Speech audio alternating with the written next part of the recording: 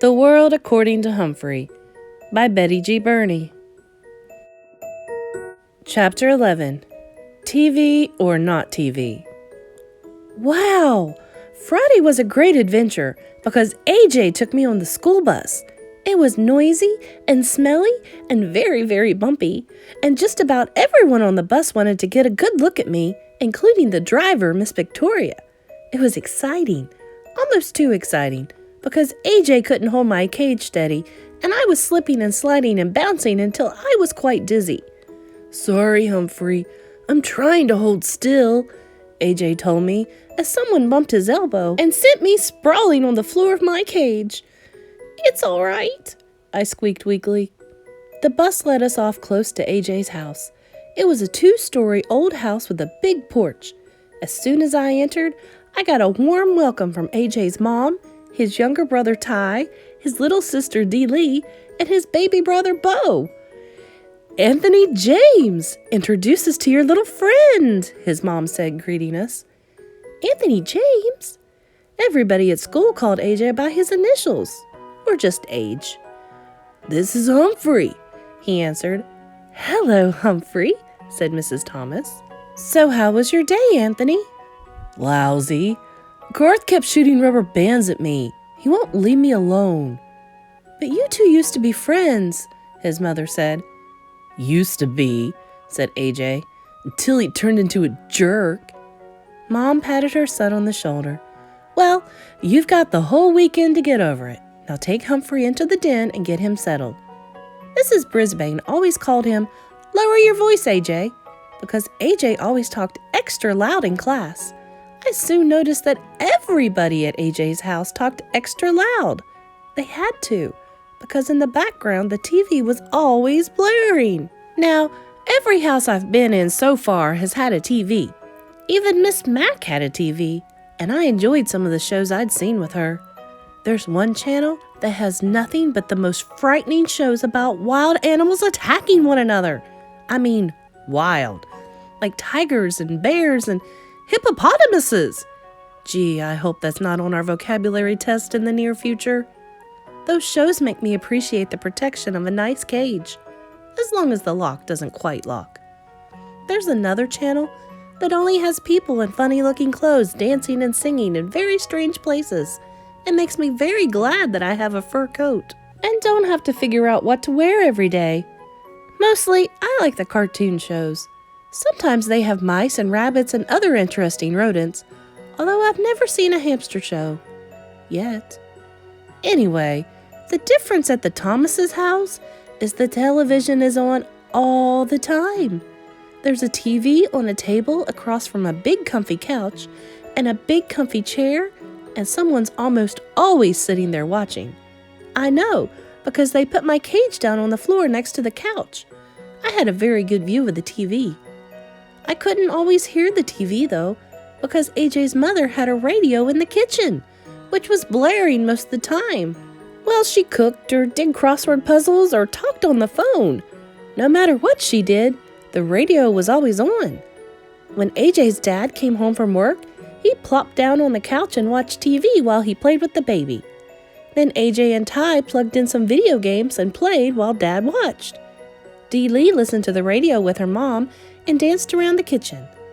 When it was time for dinner, the whole family took plates and sat in the den so they could watch TV while they ate. Then they watched TV some more. They made popcorn and kept watching. Finally, the kids went to bed. The baby first, then Dee Lee, and later Ty and AJ. After they were in their rooms, Mr. and Mrs. Thomas kept watching TV and ate some ice cream. Later, Mrs. Thomas yawned loudly. "I've had it, Charlie. I'm going to bed, and I suggest you do too," she said. But Mr. Thomas just kept on watching, or at least he kept on sitting there until he fell asleep on the couch.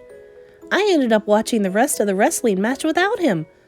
Unfortunately, the wrestler I was rooting for, Thor of Glore, lost. Finally, Mr. Thomas woke up, yawned, flicked off the TV, and went upstairs to bed. Peace at last. But the quiet only lasted about 10 minutes. Soon Mom brought Bo downstairs and gave him a bottle while she watched TV. Then Bo finally fell asleep. Mrs. Thomas yawned and flicked off the TV. Blessed relief. 5 minutes later, Mr. Thomas returned.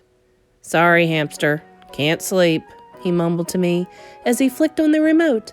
He watched and then dozed off again, but the TV stayed on, leaving me no choice but to watch a string of commercials for car waxes, weight-reducing programs, exercise machines, and red-hot harmonica classics.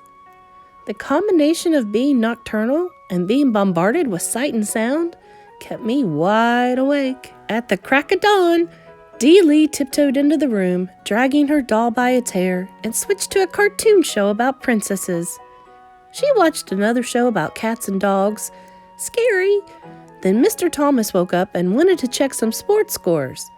Mrs. Thomas handed him the baby and his bottle, and soon the older boys switched over to video games, and their parents watched them play.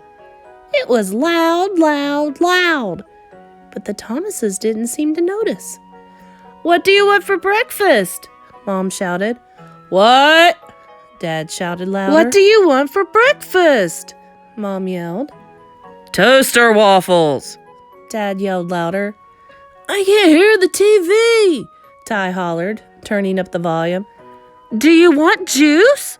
Mom screamed. "Can't hear you," Dad responded. And so it went. With each new question, the sound on the TV would be turned up higher and higher until it was positively deafening. Then Mom switched on her radio. The Thomases were a perfectly nice family, but I could tell it was going to be a very long and noisy weekend unless I came up with a plan. So I spun on my wheel for a while to help me think, and I thought and thought and thought some more. And then it came. The big idea. I probably would have come up with it sooner if I could have heard myself think. Around noon, the Thomases were all watching the football game on TV. Or rather, Mr. Thomas was watching the football game on TV while AJ and Ty shouted questions at him. Mrs. Thomas was in the kitchen listening to the radio and talking on the phone, and Dee Lee played peekaboo with the baby in the cozy chair. No one was watching me, so I carefully opened the lock that doesn't lock on my cage and made a quick exit. Naturally, no one would hear me skittering across the floor as I made my way around the outside of the room over to the space behind the TV cabinet.